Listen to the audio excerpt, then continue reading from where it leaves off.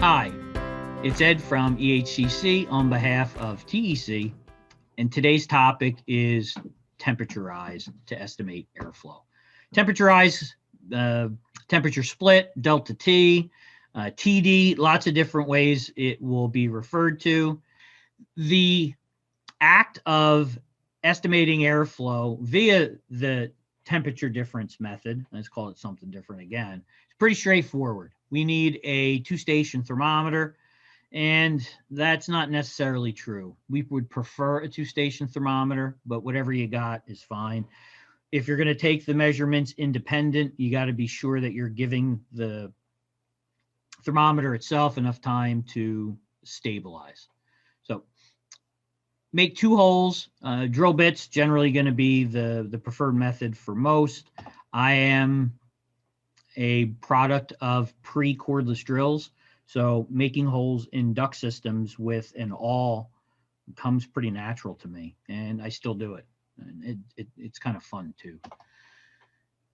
The process steps talk about making holes in the appropriate location, inserting the probes, recording the information, and we can use either an OEM table or a mathematical calculation to estimate our airflow.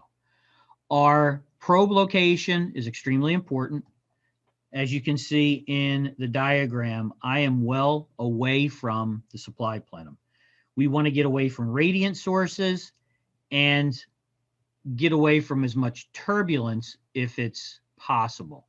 So being downstream to the first branch run or trying to get beyond 4 or 5 feet from the plenum, if it's possible, that is ideal. We're also going to make a hole in the return to insert our second probe. We just grabbed the thermometer, stuck a lead in the supply, stuck one in the return. We measured a difference. Everybody can do this. There's nothing difficult about that. In this series of photographs, we see Steve going through the process. Going to drill a hole in the return, insert the probe, insert the other probe into the supply. We have a return temperature of 71, a supply outlet temperature of 112. We do a little bit of math and we end up with a 41-degree temperature difference. We're going to use that sensible heat formula again, and our CFM is going to be equal to our sensible BTU output divided by the product of 1.1 times our temperature rise. So 60,000 divided by the product of 1.1 times 41 gives us 1,327 CFM. I'd like to think that even simply following those photographs, you would be able to replicate this measurement. Pros, you already have this stuff. We don't need any kind of literature from the manufacturer to estimate our airflow. We just need to be able to do math. The cons, how accurate is this process? There's a difference between estimating airflow and measuring airflow. Measuring airflow is giving us precise results. Estimating, it's a pretty good estimate, right? And that's what this is. One of the things that is a big con is it's not recognized by any of the associations that rate our work. So this is a nice tool to have, but it's not going to be one that I'm ever going to use when it involves a precision measurement. And with that, I am going to pass you over to Bill Spohn from TruTech Tools. Bill will share some quick tips and some options for some tools that you might be interested in. And with that, take care. Well, thanks for that handoff, Ed. I'm going to give you a few quick tips of my own on measuring airflow with temperature rise and the temperature split method. Now, this can be a really convenient way. Sometimes it's taught as really the basic way, the simplest way to get a rough estimate of airflow. But you do have more limited confidence. We've talked a little bit about that, or Ed has talked about some of those factors already in developing this method. Now, MeasureQuick does an advanced multi-temperature, multi-sensor temperature measurement approach, which yields much better results than a standard temperature split approach. That's something really worthy of taking a look at.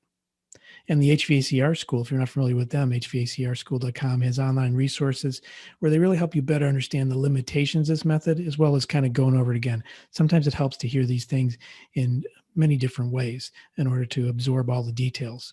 Now, you want to be aware of the factor of air density, and I do recall that's something I learned from the HVACR School testing. And motor heat can also add to them. There may be other forms of heat being added into this temperature rise rather than just say electrical resistance or the combustion heat. So you're going to need 2 temperature probes, of course.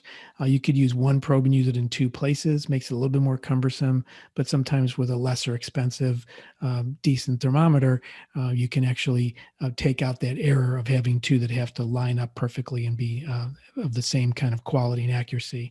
So there's things as inexpensive. You can get 2 for under $50 UEI PDT 760s, or 650s, excuse me. Foldable pocket thermometers range up to almost 600 degrees Fahrenheit, but you're going to have to calculate the delta T yourself. Now, the Fieldpiece ST4 has dual temperature measurements built in with K-type thermocouples. It's pretty fast responding with the beaded K-type thermocouple and gives you that immediate direct display of delta T. Then, of course, there's some Bluetooth probes available, things like the Testo 905i. 2 of those are under $200. Again, list prices circa January 2021. You do need a smart device to connect to the app, but it does capture data, will log data, and the app will also display the delta T information, temperature differential right on screen. So I want to thank you for listening to this. Steve Rogers and Bill Graber at the Energy Conservatory and Ed Janowiak at the Eastern Heating Cooling Council and myself, we put these together, these videos, reference guides, training information to help you kind of tune up your knowledge and do better work out there for you, your clients, and your management, the companies you work for. So really take a good look at these different training videos. I want to thank you for listening to this Temperature Rise and Temperature Split one. So thanks a lot for listening, and we hope you will listen to some other episodes in this series. Take care.